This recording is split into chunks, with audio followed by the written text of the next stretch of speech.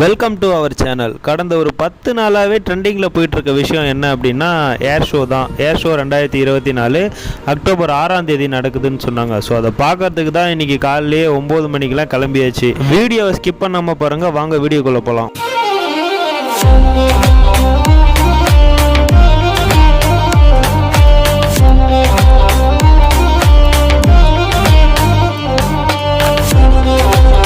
ஏர் show பார்க்குறதுக்கு காலைல 9 மணிக்கே வீட்டிலேருந்து கிளம்பியாச்சு. ஆக்சுவலி வீடு வந்து பெருங்கல்தூரில் இருக்குது. அங்கேருந்து கிளம்பி தாம்பரம் ரயில்வே ஸ்டேஷன் வந்து டிக்கெட் எடுக்கிறதுக்கு க்யூவை பார்த்தா ஏகப்பட்ட கூட்டம்.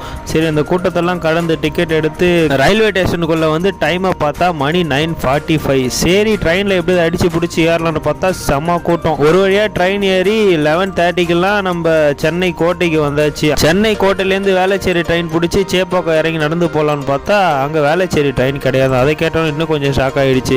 சரி, நடராஜா சர்வீஸ் தான் சொல்லிட்டு சென்னை கோட்டையிலேருந்து நம்ம தீவுத்திடல் நோக்கி நடக்க ஆரம்பித்தா கூட்டம் இன்ச்சா நகருது. செம டிராஃபிக் வேறு. அந்த கூட்டத்தெல்லாம் கடந்து ஒரு வழியாக நடந்து போயிட்டு இருக்கும்போது டிராஃபிக்கில் ஆம்புலன்ஸ் வேறு ஒன்று வருது. ஆம்புலன்ஸுக்கு வழி விட முடியல, அவ்வளோ டிராஃபிக்கு. என்னமோ அந்த கடவுள் புண்ணியத்தில் ஆம்புலன்ஸ் டிரைவர் எப்படியோ நேக்கா வண்டியை ஓட்டிட்டு கிராஸ் பண்ணி போயிட்டார் அந்த இடத்துலேருந்து. இப்போ நாங்கள் நடந்து போயிட்டு இருக்க இடத்துலேருந்து 2 கிலோமீட்டர் கடந்தால் தான் மெரினா பீச்சையே ரீச் பண்ண முடியும். இங்கேயே இன்ச்சா கூட்டம் வருது.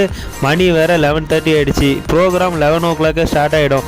நாங்கள் போகிறதுக்கு மணி எப்படியும் 12:30 ஆகிடும் போல். ஆனால் எங்களோட டார்கெட்டு 12 மணிக்குள்ளே அங்கே எப்படியாவது ரீச் ஆகிடணும் அப்படின்னு சொல்லிட்டு நினச்சிக்கிட்டே நடக்க ஆரம்பித்தோம். ஒரு வழியாக போயிட்டோம். போகும்போதே ஃப்ளைட்டில் சாகசம் செய்யறதுலாம் பார்த்துட்டு தான் போனோம். இதுக்கப்புறம் நான் பேசிகிட்டே இருந்தால் உங்களுக்கு போர் அடிச்சிடும். இதுக்கு மேலே நீங்கள் ஃப்ளைட்டு சாகசத்தை பாருங்கள். நான் கொஞ்சம் ஆஃப் பண்ணிவிட்டு கிளைமேக்ஸில் பேச ஆரம்பிக்கிறேன்.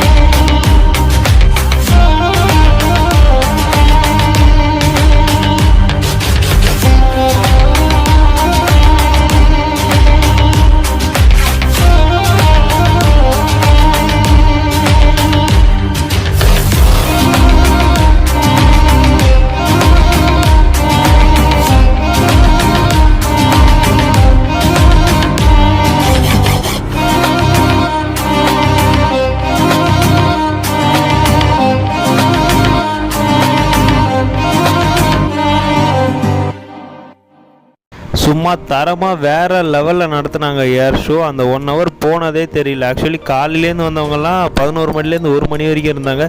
நாங்கள் ஒரு 12:15 அந்த டைம் தான் ரீச் ஆகிருப்போம். அதுலேயே வேறு லெவலில் இருந்தது. அதுவும் லாஸ்ட் ½ an hour அல்டிமேட்டு.